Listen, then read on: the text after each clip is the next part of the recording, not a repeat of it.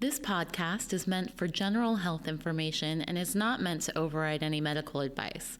All questions will be screened and not contain any personal information.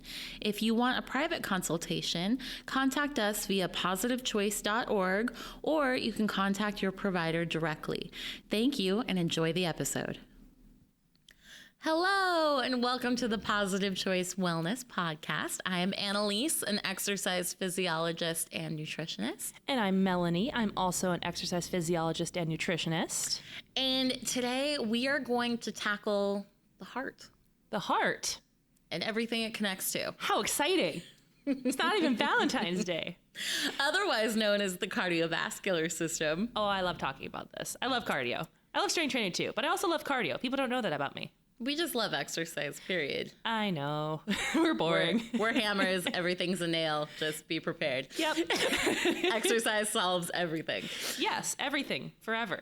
I mean, it really does. It's true. I mean, if you can challenge us on it in the comments, go for it. Yeah. I'm sure someone will think of something, but... I guess that's a dangerous ask. Yeah, no, don't do that, actually. We changed our minds. Just comment nice things. Okay. Well, we're gonna talk about the cardiovascular system, but we're also going to talk about the best way to bump up your fitness, improve your cardiovascular system. Specifically, we're gonna get into interval training today. I love it. I love talking about interval training so much. This is exciting. So, well, tell us why. Well, it's because it's one of those like little known things in cardio that like you have probably done, but just did not realize you were doing. But the benefits from it are so great. Like it just compacts everything into a small little package. You get all the benefits, this little tiny little thing. And it's so cool. And then you can nerd out on all the physiological changes that are happening in the body. Yeah. So let's start with that. So let's kind of like define what our cardiovascular system does. Okay. So blood flow. Yes.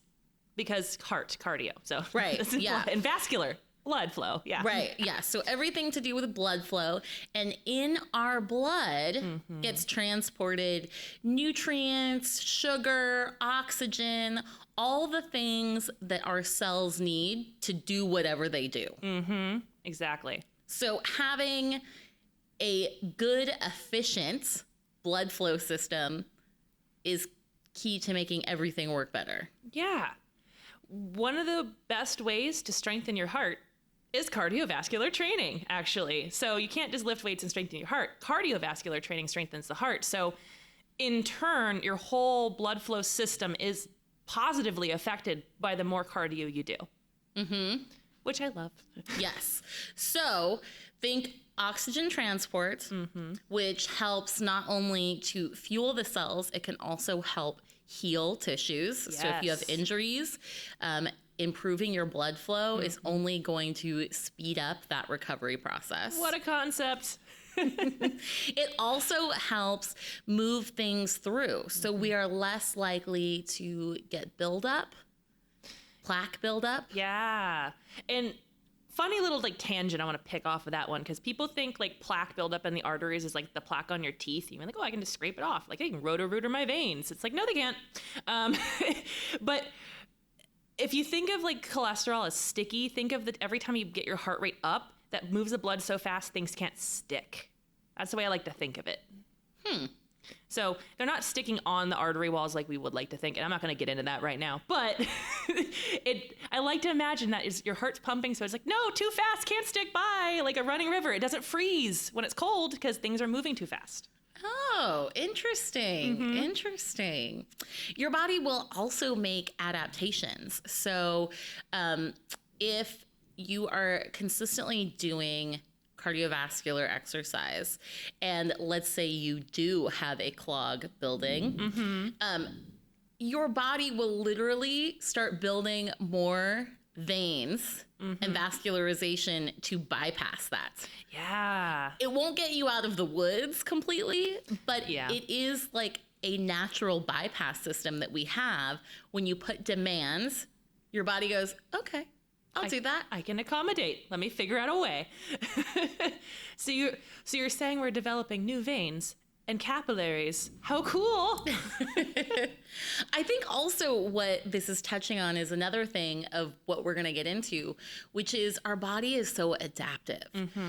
So when you do something that feels hard, Yes. your body instantly doesn't want it to feel hard. So it starts making adaptations. So that's where like the creating new vascularization can come in.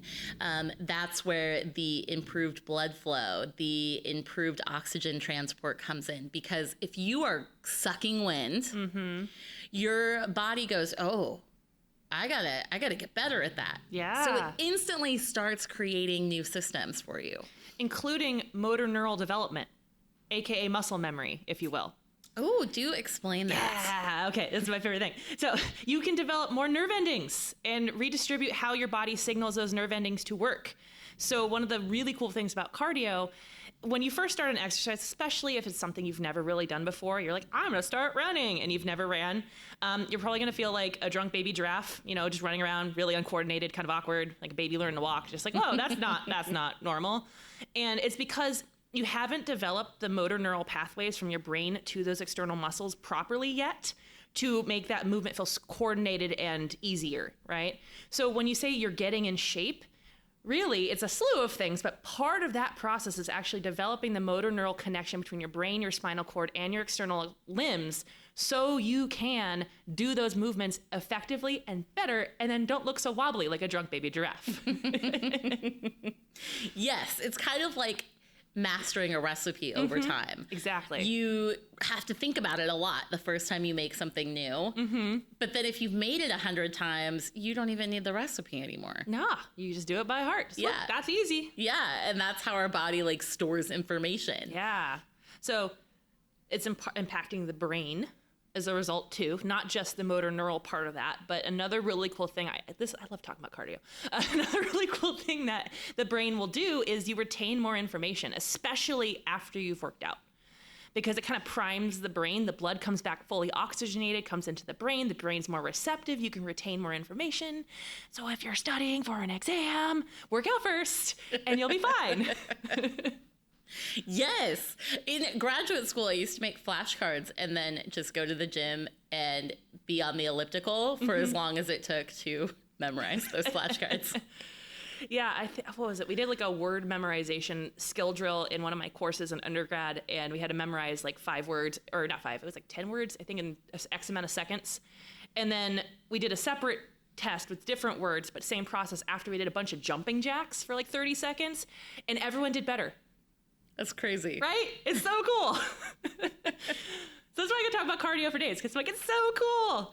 Well, let's define what cardio is. Heart. Right. But what counts as cardiovascular exercise? Continuous repetitive movement. Over a period of time. Over a period of time, yes. So not squats. I mean, squats in theory could be. Right, if you did like 100 squats, Yeah. you're definitely into cardio. You're not strength training. But generally speaking, not that. It's repetitive and continuous movement over a course of time, which a lot of things out there can be defined as cardio. There's a lot more things cardio, I think, than there actually are strength training, really. And you can do really anything. I mean, it could be, hiking, walking, swimming, running, playing sports, anything that's constant movement. Just don't stop. Never stop. Yeah. Okay, so cardio is also like getting your heart rate up, getting your breath rate up, and then not about the sweating. No, not about the sweating. Which I get that question a lot. Yes, I do too. And it's totally genetic, how much you sweat. Yeah, it's genetic. It could be also related to how stressed you are. It could be related to the weather. The climate you grew up in determines how many sweat glands you developed. If you take hot yoga a lot, your body's going to build more sweat glands, so you'll sweat more in general. Yeah, so a good rule is don't use sweat as an indication of how hard you're working, because I can tell you that that's not good. Don't do that. Plus, if you're swimming, how can you tell? Right. Yeah, that's why I like swimming, but how can you tell?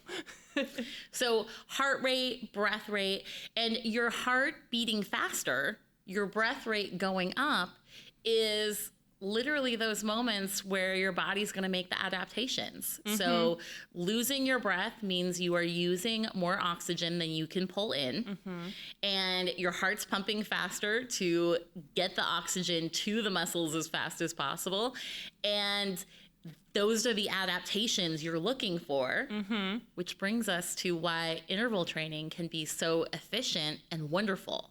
Yes, because this that's like one of those little known things, I guess, of the cardio. Again, as I mentioned earlier, that people don't really think about, but just the amazing stuff that's going to happen when you incorporate intervals. I think it's just too cool. I just really think it's so cool. I did a lot of classes on it. I don't know. I always find it fascinating with like lactate threshold and how we like can burn more belly fat as a result. Like there's some cool stuff. You're like really geeking out today. I am. Yeah. I really love intervals. You can't see Melanie, but she looks like a kid on Christmas. Yay. Annalise is giving me this look of like, oh no, what did I get myself into today?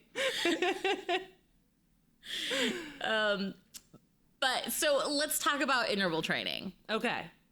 It's essentially, just to kind of define it, it's pushing yourself and then allowing yourself to recover. Yes. And the cool thing is that there's no amount of time that you have to push yourself. It's really just about like you where you're at, and you can do it in whatever fits with you. Yeah, exactly. And what I do love about, interval training too is another really cool thing is that it doesn't necessarily mean you have to go fast, which I think is a big misconception with intervals, because you're pushing yourself and people think, oh, so I have to run, walk. I'm like, not necessarily. You could walk up a really steep hill. That's just as effective. So kind of debunking that piece there, because I think a lot of people are under the impression that if you are going to push yourself, you have to speed things up. Right. Yeah. And you can apply it to lots of things on a bike, swimming, kayaking, anything that you are doing repetitively. You just go harder. Yeah. Whatever that means, you push. You push yourself out of your comfort zone, and then you let yourself recover. Exactly. And another thing about the recovery too, part of that is you don't want to recover like so long that you're like, oh, I feel great. Like this is fine. Because you do want to have an element of work involved in your recovery. So we kind of more refer to it as like an active recovery, where you're still working, but way less intense, but you're still like, okay, but I'm still in the workout mode, rather than, oh, I'm done with my interval. Now I'm going to sit and wait and then go again. Yeah. Generally speaking, don't sit after pushing yourself. If you want to feel very bad and grumpy, push yourself physically and then just sit. And then really stiff, like, oh, I can't move. Yeah, that's pretty rough. Yeah. So I think what Melanie is saying is slow it down. So take it from something that feels, let's use a scale of 1 to 10. I like that. On how hard you're working. An interval where you're pushing, you're at about an 8 to 9.5. Yeah. Okay. So you're really breathing hard. You're really uncomfortable. You're really pushing. And you probably can't go over 2 minutes. Yeah. 2 minutes would be the longest that keeps you in that like interval zone. And then your cool down or your break is like coming down to a 4 or 5. Yes. So you're able to catch your breath, you're still moving, but you're comfortable, and theoretically you could do that pace for hours. Yeah. That's their steady state cardio. It's you can hold that pace for a while. The other element of interval training too that is also kind of cool is you're gonna feel like you're kind of done. You kind of know when you hit that limit. Usually, like you can look at a clock, and be like, okay, I've been going 2 minutes. By 30 seconds, most of the time, you're in a high intensity zone. It doesn't take much more than that. So don't be afraid. Like if you start doing intervals and decide after this talk we're doing, like, oh, I want to do that. Don't be afraid to start like with 15 to 30 seconds of high intensity. And you don't need to jump into a 2-minute zone. That's like a really, really high end of an interval if you're going to do that. Right. Yeah. And then you want to have your recovery be like either double the time of your interval or a 1-to-1 ratio. Now, what would you say about the folks who would make an interval like 30 seconds on, 15 seconds off? Like a Tabata drill? Yeah. Tabata is actually really effective. And technically, Tabata is 20 seconds on, 10-second break, 8 rounds of whatever you're doing.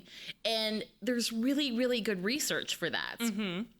But those short breaks are really, really challenging. Yeah. So if you are new to intervals, you want to start with a shorter work time and a longer recovery time. Yeah. And it's for a couple of reasons. So physically, our body gets used to that push and recover, but it's a mind thing too. To get comfortable mentally with pushing yourself physically is a skill. It's a complete skill. It's getting comfortable being uncomfortable. Yeah. It's true, though. I would not say interval training is the most comfortable thing you will do when it comes to exercising. It's probably the least comfortable thing, but that's the point. Yes. Okay. So here's the big benefit of interval training is I can do it for a short period of time. Like maybe it could be a 10-minute workout, it could be a 15-minute workout, but because I am pushing myself to higher levels, right? If I only have to go 30 seconds, I can work a lot harder than if I have to maintain that level for 30 minutes. Yeah. So remember at the beginning, we talked about signaling your body to make changes. Even during a 15-second push or a 30-second push, your body is getting the message. Yes. And that is huge because we could do interval training for 10 minutes, 15 minutes, 2 times a week. And during that time, you are sending your body a consistent signal, make me fitter, make it so I can work at this level. And the key thing you said there is you don't have to do it every day. A couple times a week is really all you need. You don't need to do intervals daily. And if you want to, I guess you could, but you don't really need to do that. I would say you actually shouldn't. Yeah. Because it is working really hard. It is a stressor on the body. Yes. Usually what I tell my clients is intervals are up to 2 times a week workout. Yes, exactly.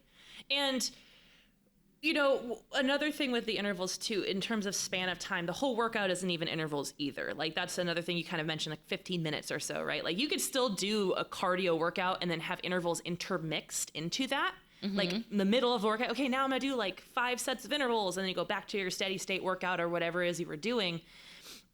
It shouldn't be this like, okay, my whole hour is dedicated to intervals, because that's not sustainable. I mean, it might be for someone who's extremely fit, but that's really hard to do. So it's not a huge ask, really, if you think about it.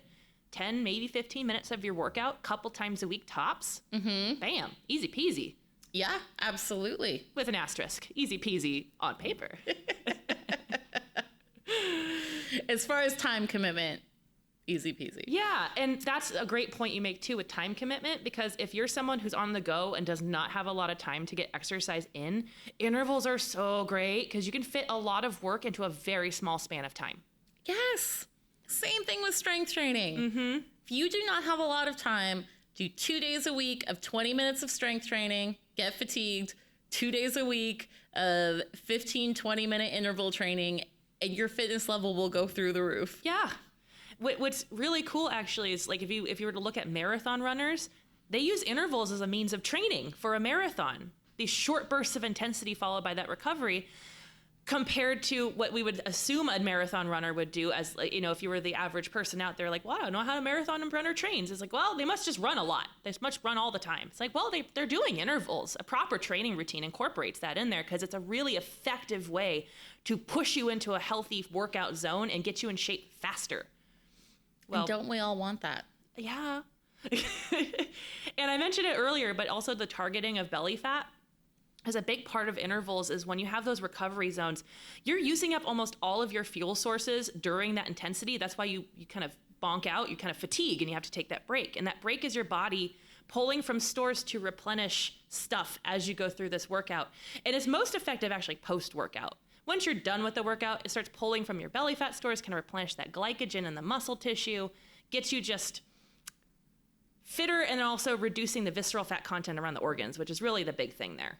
Mm-hmm. We don't want a lot of that. That's the bad fat. That's the stuff that can lead to like type 2 diabetes, heart disease, high blood pressure, high cholesterol could be a part of that too. But it's just such an effective way to kind of use up what you already have. And I think part of that is the fact that interval training, pushing yourself into those uncomfortable zones, has a much higher metabolic payoff afterwards. Oh, yes. So you are burning at much a higher level, which is where the fat burning comes in.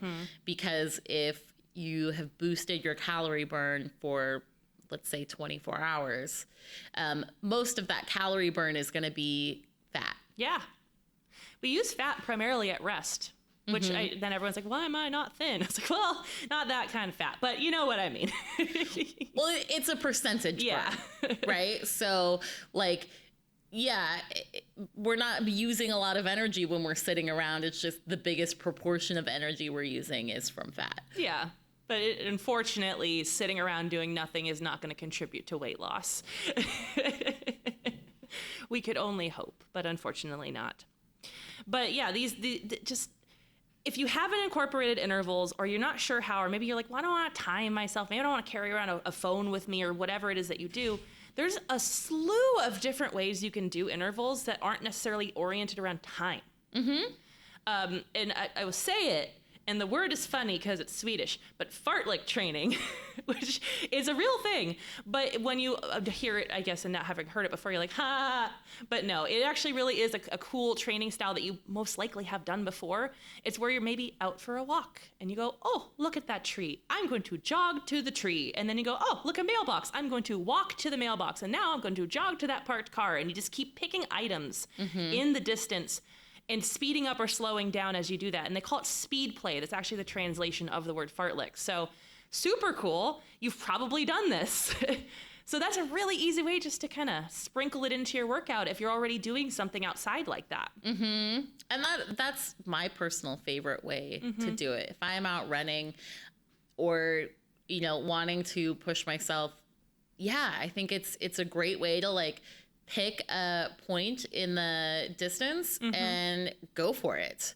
Exactly. And then when I'm on things like a treadmill or something with a timer in front of me, I might go with that just because it's there and I'm not going anywhere. You could use music too, though, if you're listening to music. You can use music. The chorus of the song is like, now I'm going, unless the chorus is really long. I hope it's not. I mean, that could be part of a challenge. I think that can be fun too. Like, pick a song that really moves you and just let it define where you go. If the song pumps you up, go for it. Have fun. Yeah. I mean, if you take group fitness classes, a lot right now, with the kind of like standardized group fitness classes, you don't see it as much. But when instructors typically are making up classes, they make it up to the beat of the music, like to the changes in the music. So if you enjoy group fitness, I think like another way to enjoy that for yourself is apply that music change to your own personal workouts. Yeah, exactly. And there can also be like distance stuff too. There's like, you can do time, you can do just object picking, like I'm going to pick that thing over there. And you don't know how far away it is, but like if you're on a track or something, like maybe go to a high school, go run around that track and you say, okay, I'm going to walk the corners, run the straights or whatever.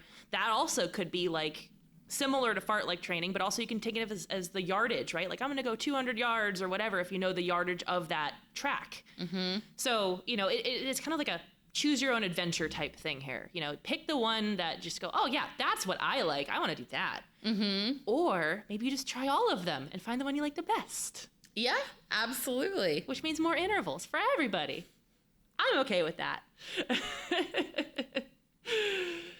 And it doesn't necessarily change like in terms of the grand scheme of things, the benefits you're getting, because cardio provides pretty much the same exact benefits that interval training does. It's just it highly compacts that workout, right? So bigger benefits in a smaller package. Right. Right. And I think it's probably also worth noting, like, that it uses a different fuel source. So there is benefit to doing all different types of workouts during your week. We have about 3 different fuel systems. One of our main ones is aerobic. Yes. And that means with oxygen. Yes. So aerobic exercise typically is something that we can do for long periods of time. So when we talked about like being in a recovery state, being at 4 or 5, maybe even 6 or 7, depending on how fit you are, this is time where you are taking in more oxygen than you're using, or the same amount, and you can just go and go and go. Yep.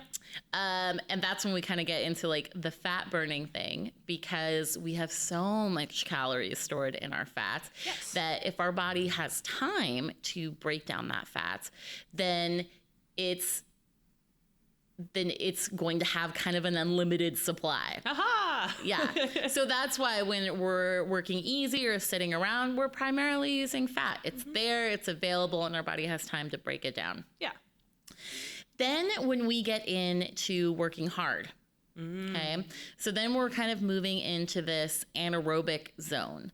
Anaerobic. Yeah, anaerobic, which means without oxygen. Hooray! Which means that you are using more oxygen than you are able to take in. So that's when things get hard. Yes. Right? That's when you start sucking wind. That's when your heart rate goes through the roof. And those are your interval stages.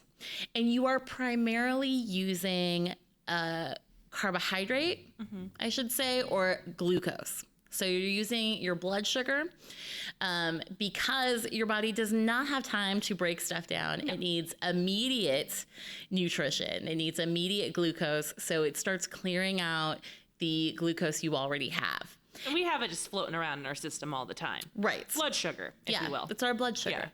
Yeah. And that's what you're aiming to switch over to when you're working these intervals. And that's where we get the 2-minute limit. So if you are working at a level for your interval that you can go over 2 minutes, you are literally not in your anaerobic zone because your body can only use that fuel source for up to 2 minutes before it starts switching over. Exactly. That's what I like to tell people. Like, if you can go longer than 2 minutes, then you're not doing intervals.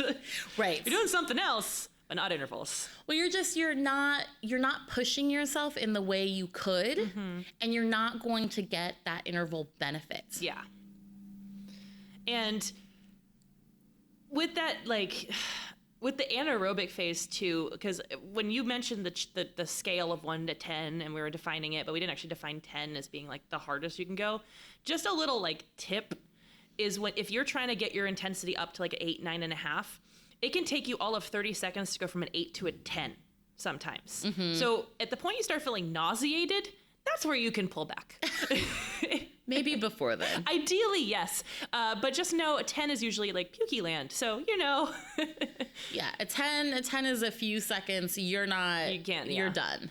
You're just like, I'm done now, and my legs won't move. The end. Yeah, yeah. Or arms, depends on what you're doing. Typically, you're not wanting to get up there. No. Well, that's unfortunately, I think, and this is why I wanted to add the disclaimer, I think that's unfortunately why a lot of people have a distaste for exercise, is this expectation as, oh, I have to jump in and do this hard, intense workout. And what they don't realize is they're pushing their intensity up so high, they're getting to a 10 so early on, it just knocks them out, and they just feel like, oh gosh, that was horrible. I don't want to do this ever again. And it discourages them from wanting to do it again. And now we're encouraging you to actively try to do this now, but in controlled doses, if you will. So you can, and it's not going to hurt you, by the way. This is fine. You just won't feel good if you hit a 10. But, you know, if that's something that you're concerned about, it's okay just to, like, see what an 8 feels like. Oh, that's tough. Okay, scale it back. And your number will change. So as you get fitter, like, my 8 is not Melanie's 8, is not probably your 8 as far as, like, objective data of output, right? It's a perception thing. And the cool thing about using the like self-rating is that it actually comes out pretty accurate. Yeah. So it's it's almost as accurate to continually check in with your perceived exertion and rate your exertion level as it is to like watch a heart rate monitor. Yeah. And especially because you don't have to buy a heart rate monitor. Yeah. You feel like, oh, what do I feel? I feel like a 6. Cool. Keep going, because that's just as accurate as the heart rate will be. Yeah. And actually, I like it better. I like tuning into my own body and working out based on how I feel, not based on like external data. Yeah. Sometimes how we feel is a bit more honest, I think, than external data can be. Because also, if you're looking at your heart rate, and let's say you're getting in really good shape, what your heart rate is after you've gotten pretty good shape might be in a moderate zone, but you're like, I don't feel like I'm working that hard. I feel like I could go harder, because you're adapting and you're getting better. So that's another thing to consider. The better shape you get in, your heart rate feeling kind of starts to change a little bit. Which is the whole point of cardiovascular training. Yay! Which is so that your heart doesn't have to work as hard all the time. Yeah. And then as a result, because your heart being a muscle, it's the same way your body adapts with everything else. Your heart starts to reinforce itself with muscle, which means every time your heart beats, the beat is more effective pushing that blood throughout your entire system than it was before, which ultimately will reduce your blood pressure and your heart rate, because your heart doesn't have to work as hard to do the thing it's doing. So your resting heart rate might start dipping lower. Like professional athletes' resting heart rates dip anywhere into the 30s and 40s sometimes. And you might go, wait, what? Normal heart rate for the average person is 60 to 100 beats per minute. An athlete might be around 30 or 40.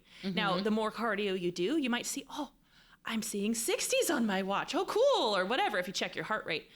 And that's just evidence of all the payoff you're getting from your workout. Right. I had a patient tell me that last night, actually. She's like, my heart rate's always in the 70s, and then I've been doing all these intervals. As I told you, I'm excited, and I made her do intervals, and she's like, yeah, my heart rate was 68. It hasn't been the 60s for years. And I was like, this is so exciting. That's fantastic. Yeah, and it's only been 3 weeks. That's it. Wow. Yeah. That's amazing. So it happens relatively quickly. Your body's very adaptable. Relative being the key word. It's not going to happen overnight, but a few weeks, right? Not like a year. Consistency. Exactly. If you do it once, it's not like, ooh, I'm good now. No, once will get you a whole lot of nowhere. No. But unfortunately, it's about that time. Well. Wow. So, you guys, get out there, push yourself a little bit, recover, add it to a workout, or 2 a week, and then start watching everything get easier feeling. Watch your heart rate start dropping when you're resting. Watch your workouts get easier. Yeah. And you'll feel stronger, and going upstairs won't be as hard. Even though it kind of never gets easy. No. But it does get a little easier. Well, it's easier in the sense that you're better at it, but then you have to push yourself harder, and it just stays the same level of hard, but you're better at it now. Yeah, right? Life doesn't get easier. We just get stronger. Exactly. Yeah. I love that. And on that note, you guys, thank you so much for joining us. Remember to like, subscribe, leave a comment, and we'll touch on it in future episodes. Yep. Until next time, everybody. Bye.